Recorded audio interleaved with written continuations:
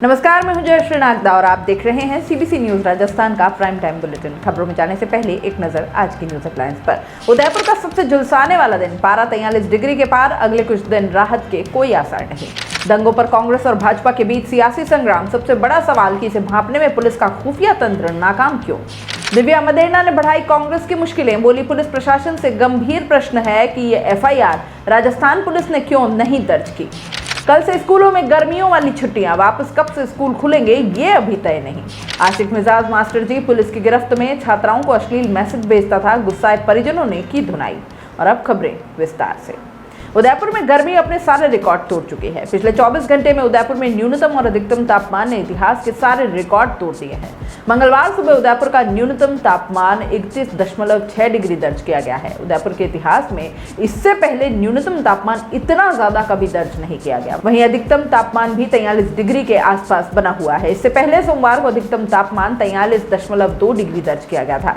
उदयपुर में पिछले 3 दिनों से गर्मी तेजी से पड़ रही है और इससे पहले कुछ दिन गर्मी में हल्की राहत मिली थी, मगर अब एक बार फिर हवाएं बंद होने और लू के चलते गर्मी तेजी से पड़ रही है। मंगलवार को दिन भर उदयपुर में बादल छाए रहे, मगर बावजूद उसके गर्मी पर कोई खास असर देखने को नहीं मिला। बादलों के बावजूद सुबह से ही लोगों को गर्मी ने बुरी तरह सताया है। मौसम विभाग और एक्सपर्ट्स की अगर माने तो अब भी गर्मी से राहत मिलने की कोई खास उम्मीद नहीं है। उदयपुर, मेवाड़ सहित पूरे राजस्थान में गर्मी लगातार बनी रहेगी। मौसम विभाग की अगर माने तो अगले कुछ दिनों तक बरसात की भी कोई संभावना नहीं है। वहीं मौसम वैज्ञानिकों का यह भी मानना है कि आने वाले दिनों में कोई चक्रवात या पश्चिमी विक्षोभ की भी कोई संभावना नहीं है। ऐसे में हवा ही एकमात्र सहारा है। हवा चलेगी तो गर्मी से थोड़ी राहत मिल सकती है। जोधपुर और करौली में हुए दंगों पर कांग्रेस और भाजपा के बीच जारी सियासी संग्राम के बीच सबसे बड़ा सवाल यह है कि इसे भांपने में पुलिस का खुफिया तंत्र आखिर नाकाम क्यों रहा। तो सामने यह आया कि इंटेलिजेंस यूनिट यानी स्टेट स्पेशल ब्रांच की ऊर्जा संदिग्धों पर नजर रखने की बजाय सियासी सूचनाएं जुटाने में खप रही है। इस यूनिट में तैनात लगभग 1000 पुलिसकर्मियों का 60% से ज्यादा समय राजनीति से जुड़े इनपुट इकट्ठा करने में खर्च हो रहा है। बाकी 40% समय में जो कथित सूचनाएं जुटाई जाती हैं उनके आधार पर या तो हास्यास्पद अलर्ट जारी किए जाते हैं और या फिर गलत। पिछले 20 साल में इंटेलिजेंस ने ऐसा कोई बड़ा अलर्ट नहीं दिया है जो सटीक निकला हो और जिसकी मदद से स्थानीय पुलिस ने कानून व्यवस्था को बिगड़ने से बचा लिया हो। प्रदेश की कानून व्यवस्था से जुड़ी आंतरिक खुफिया सूचनाएं, राज्य से सटे पाकिस्तान बॉर्डर पर संदिग्ध गतिविधियों पर नजर इसमें आता है। दूसरे देशों के लिए जासूसी करने वालों की पहचान और निगरानी इसमें आती है। वीवीआईपी और महत्वपूर्ण सरकारी भवनों की सुरक्षा व्यवस्था, दूसरे देशों से प्रदेश में आने वाले नागरिकों की ट्रैकिंग और ट्रेसिंग, केंद्र सरकार की व अन्य एजेंसियों के साथ जरूरत होने पर समन्वय। हर साल त्योहार और बड़े आयोजनों से पहले कानून व्यवस्था खराब होने की आशंका का अलर्ट जारी होता है, लेकिन इसमें यह स्पष्ट ही नहीं होता कि उपद्रव कहां हो सकता है और कौन कर सकता है। फील्ड से खुफिया जानकारी के नाम पर स्थानीय अखबारों में छपी खबरों की कतरनों को गोपनीय बताकर इंटेलिजेंस मुख्यालय भेज दिया जाता है। कई बार समाज में चल रही गपशप को सच मानकर फील्ड से इनपुट भेजा जाता है और इसकी पुष्टि किए बिना ही आधार पर अलर्ट भी जारी हो जाता है। अधिकारी के पास संदिग्ध गतिविधि का पता होता है, पर फील्ड में तैनात पुलिसकर्मी को इसकी भनक ही नहीं होती। इंटेलिजेंस के एक अधिकारी ने नाम नहीं बताने की शर्त पर बताया कि हर पार्टी के ऑफिस और प्रमुख नेताओं के इर्द गिर्द हम लोगों की तैनाती रहती है। बागी नेताओं और विपक्ष के बड़े चेहरों पर खास हमारी नजर रहती है। यहाँ तक कि ध्यान रखा जाता है कि कौन कहाँ जा रहा है और किससे मिलने जा रहा है। इंटेलिजेंस यूनिट के राजनीतिक हथियार के तौर पर इस्तेमाल पर 2013 में तत्कालीन डीजीपी हरीश मीणा ने सीएम अशोक गहलोत की मौजूदगी में पीड़ा भी जाहिर की थी कि इनका काम सिर्फ राजनीतिक खुफियागिरी तक सिमट कर रह गया है। उदयपुर में 13 मई से होने वाले कांग्रेस के चिंतन शिविर को लेकर तैयारियां तेज हो गई है। सोमवार को दिल्ली में हुई कांग्रेस वर्किंग कमेटी की बैठक में भी चिंतन शिविर को लेकर चर्चा की गई। बैठक में कमेटियों ने अलग अलग मसले पर सदस्यों से प्रस्ताव और सुझाव मांगे। बैठक में यह प्रस्ताव भी आया कि राहुल गांधी को अन्य कांग्रेसी नेताओं के साथ ट्रेन में उदयपुर जाना चाहिए। सुझाव दिया गया कि अगर राहुल गांधी ट्रेन से जाते हैं तो रास्ते में पड़ने वाले स्टेशनों पर कई लोगों से मुलाकात हो सकती है। बैठक के बाद माना जा रहा है कि राहुल गांधी 12 मई की रात को दिल्ली से उदयपुर ट्रेन में आ सकते हैं। हालांकि दिल्ली से उदयपुर की प्रमुख ट्रेनें रात में हैं, ऐसे में राहुल गांधी इस सुझाव को मानेंगे या नहीं ये फिलहाल तय नहीं है। इधर शिविर में शामिल होने के लिए कांग्रेसी नेताओं को 12 मई शाम 6 बजे तक पहुंचने को कहा गया है। इसी के चलते बुधवार या गुरुवार को मुख्यमंत्री अशोक गहलोत भी उदयपुर आ सकते हैं। इसके बाद अगले 5 दिन सीएम उदयपुर ही रहेंगे। चिंतन शिविर की तैयारियों को लेकर राजस्थान के प्रदेश प्रभारी अजय माकन मंगलवार को उदयपुर पहुंच गए। माकन उदयपुर संभाग भर से कांग्रेस के मंत्री, विधायकों, सांसद, विधायक प्रत्याशियों, जिला अध्यक्षों के साथ बैठक लेंगे और इसमें शिविर से जुड़ी कई जिम्मेदारियां नेताओं को दी जाएंगी। बैठक में गोविंद सिंह डोटासरा, रामलाल जाट भी शामिल होंगे। 16 मई को सोनिया, राहुल और प्रियंका गांधी बेणेश्वर धाम जाएंगे। ऐसे में उस सभा के लिए ज्यादा से ज्यादा लोगों को लाने की जिम्मेदारी भी इस बैठक में नेताओं को दी जाएगी। कांग्रेस की चिंतन शिविर को लेकर वेन्यू तय हो गया है।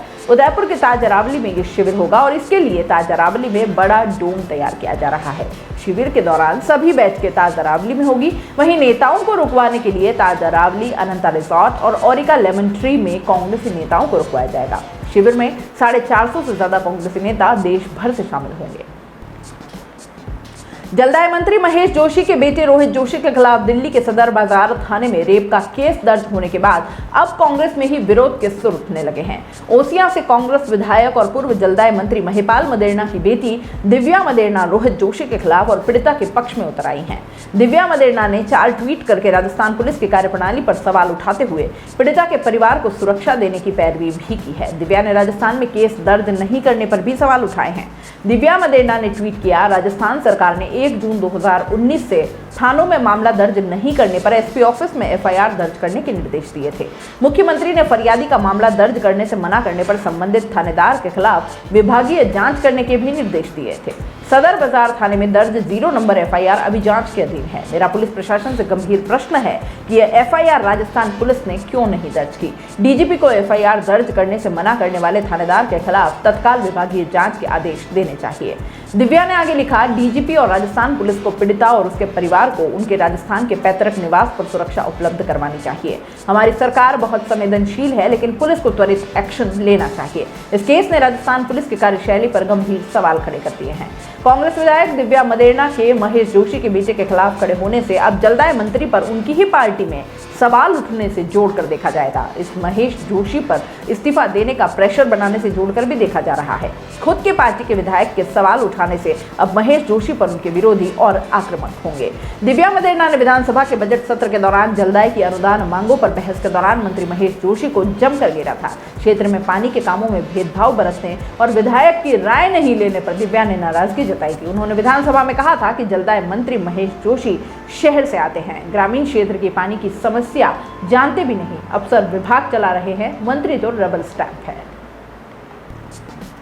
प्रदेश के सरकारी और प्राइवेट स्कूल्स में 11 मई से गर्मी की छुट्टियां शुरू हो जाएंगी, लेकिन स्कूल वापस कब खुलेंगे ये अभी तय नहीं है। दरअसल शिक्षा विभाग ने प्रचंड गर्मी को देखते हुए छुट्टियों का आदेश तो जारी कर दिया है, लेकिन नए सेशन का कैलेंडर अब तक शिक्षा मुख्यालय पर ही अटका हुआ है। हालांकि 1 जुलाई से ही स्कूल फिर से शुरू करने का प्रस्ताव विचाराधीन है। माध्यमिक शिक्षा निदेशक गौरव अग्रवाल ने सोमवार रात एक आदेश जारी करके 11 मई से स्कूल्स में छुट्टियां कर दी। ऐसे में मंगलवार को इस शिक्षा सत्र का स्कूल में अंतिम दिन होगा। नए सेशन का कैलेंडर अभी तक जारी नहीं हुआ है। लंबे समय से कैलेंडर शिक्षा सचिव के पास विचाराधीन ही पड़ा है और इस पर निर्णय नहीं होने से स्कूल वापस कब खुलेंगे ये तय नहीं है। विभाग की ओर से भेजे गए प्रस्ताव के अनुसार 23 जून तक टीचर्स के लिए अवकाश रहेगा और 24 जून से टीचर्स को स्कूल आना होगा। 1 जुलाई से स्टूडेंट्स को स्कूल आना होगा और इसी दिन से नया सेशन शुरू हो जाएगा। शिक्षा विभाग के अधिकारियों का ये कहना है कि ये आदेश सीबीएसई स्कूल्स के लिए भी है और अगर इन स्कूल्स में से कोई एग्जाम चल रहे हैं तो स्कूल चला सकते हैं, अन्यथा वहां भी अवकाश होगा। अगर कोई स्कूल सरकारी आदेश के बाद भी बिना वजह बच्चों को स्कूल बुलाते हैं तो उन पर सख्त कार्रवाई का प्रावधान भी है। दरअसल शिक्षा विभाग से जुड़े प्राइवेट स्कूल भी अपने हिसाब से ही छुट्टियां करते हैं। बड़ी सादड़ी के बोहेड़ा गांव के सरकारी स्कूल के 2 टीचर्स ने स्कूल की एक छात्रा के साथ छेड़छाड़ की। बालिका ने जब अपनी मां को जाकर सारी बात बताई तो बालिका के परिजन और ग्रामीणों ने स्कूल पहुंचकर दोनों टीचर्स की जमकर पिटाई कर दी। इसके बाद इस बात की सूचना पुलिस को मिली तो दोनों को थाने लाया गया। बालिका की मां ने इस मामले में रिपोर्ट दर्ज करवाई। थाना अधिकारी कृष्णचंद्र बुनकर ने बताया कि 17 साल की नाबालिग बालिका की मां ने मामला दर्ज करवाया। स्कूल के ही टीचर जयपुर निवासी सरदार कुमावत और सीकर निवासी नाथुराम सैनी पिछले कई समय से स्कूल की छात्राओं को मोबाइल पर अश्लील मैसेजेस और उनके साथ अश्लील हरकतें भी करते थे।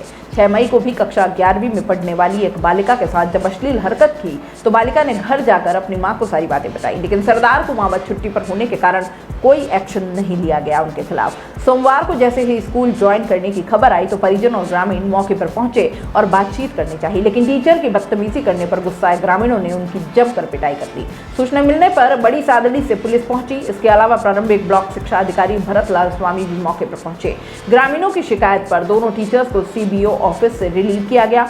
जानकारी में आया कि आरोपी शिक्षक सरदार कुमावत पहले भी जहां काम करता था वहां पर भी छेड़छाड़ के मामले सामने आए। यहाँ तक कि पत्नी के साथ मारपीट करने जैसी शिकायतें भी मिली हैं। CI कृष्णचंद्र बुनकर द्वारा बताया गया कि आरोपी सरदार कुमावत को गिरफ्तार कर लिया गया है। बड़ी सादड़ी न्यायालय में पीड़िता के बयान न्यायालय के समक्ष दर्ज करवा लिए हैं। 11 मई को आरोपी टीचर को कोर्ट में पेश किया जाएगा। प्राइम टाइम बुलेटिन में इतना ही, दीजिए इजाजत। नमस्कार। This bulletin is sponsored by a diagnostic centre. दोस्तों, CBC न्यूज आपके सहयोग से लगातार बढ़ता जा रहा है। स्वतंत्र पत्रकारिता का सहयोग करने के लिए आपका धन्यवाद।